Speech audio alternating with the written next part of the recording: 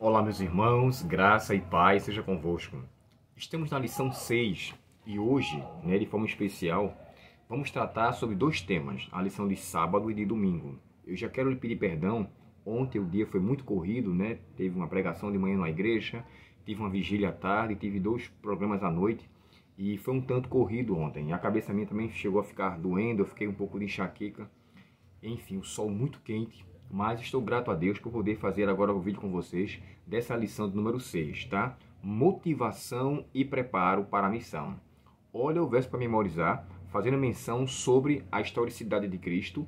No Antigo Testamento, o texto de Lucas diz assim: são estas as palavras que eu lhes falei, estando ainda com vocês.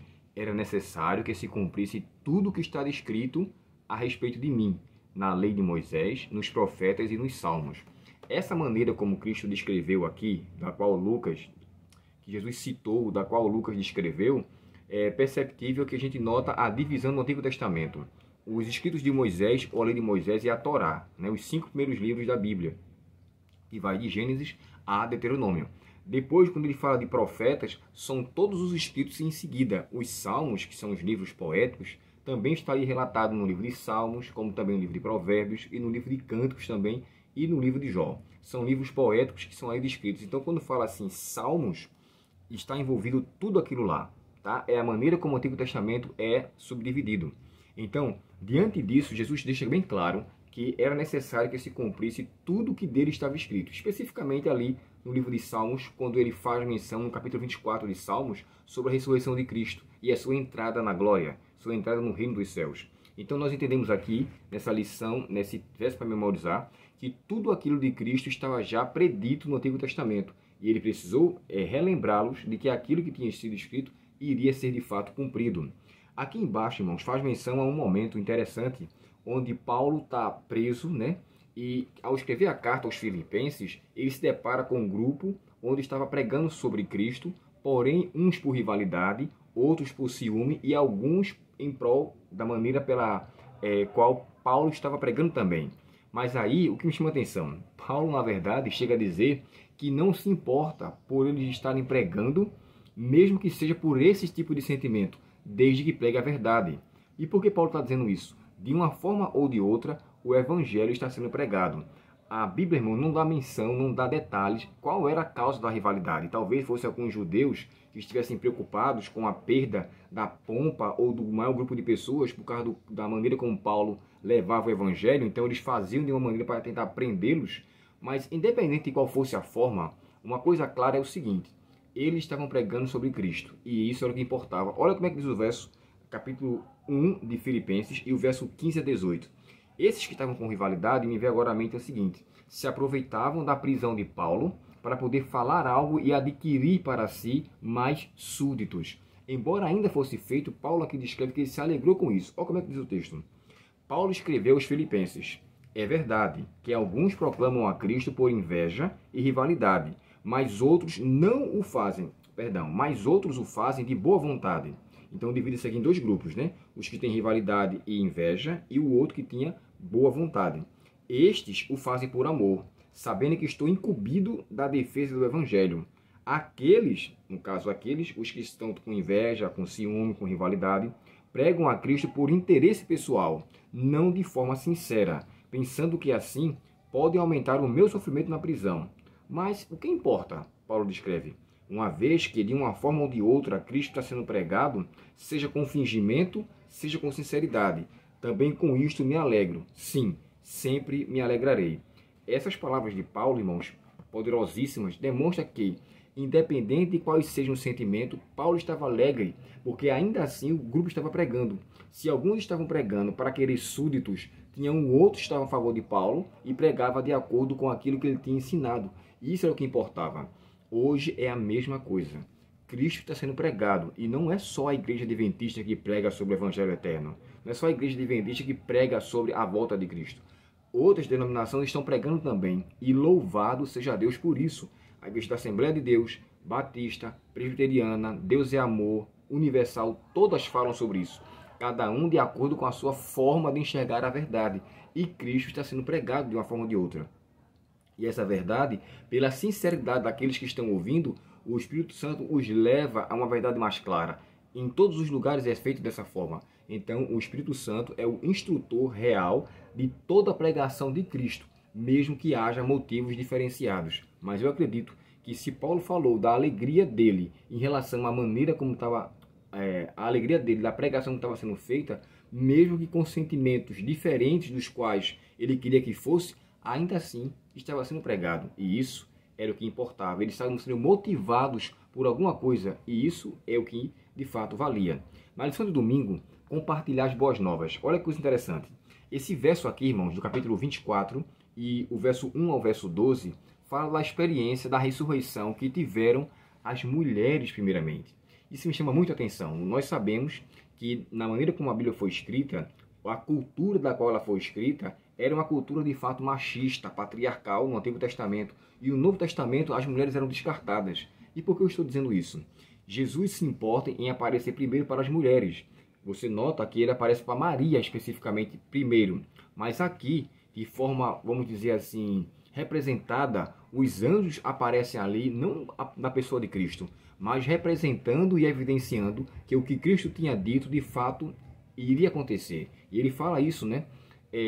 Vocês não lembram que ele falou, estando com vocês na Galileia, quando falou que ele iria ressuscitar? Agora aconteceu isso. As mulheres ficaram pasmadas. E olhem só, de nome ali tinha pelo menos 3 mulheres. Uma era Maria, a outra era Joana e a outra Maria, mãe de Tiago. Deixa eu ler aqui o texto para vocês. Diz assim, ó. Maria Madalena, Joana, Maria, mãe de Tiago e as outras mulheres que acompanhavam relataram tudo aos apóstolos. Então, de uma forma ou de outra, mesmo que naquela época um testemunho da mulher não tinha muita validade, na verdade não valia nada, ele fez questão de mostrar a importância que tinha as mulheres em sua causa.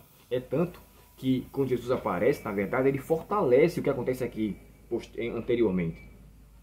E o que me chama muita atenção é que Jesus, na verdade, ele não tinha nenhum tipo de preconceito com as mulheres, muito pelo contrário. Ele as amava e amava muito, tanto quanto amam os homens. Não tem diferenciação para Cristo. Então agora, quando os anjos aparecem, as mulheres ficam pasmadas, assim, estupefadas, admiradas.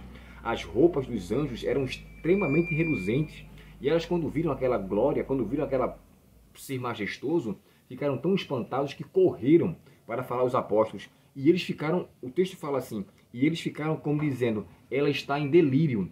O termo delírio, irmão, no original quer dizer, você está louca? Isso é um absurdo. Ou seja, taxaram elas como mulher sem juízo.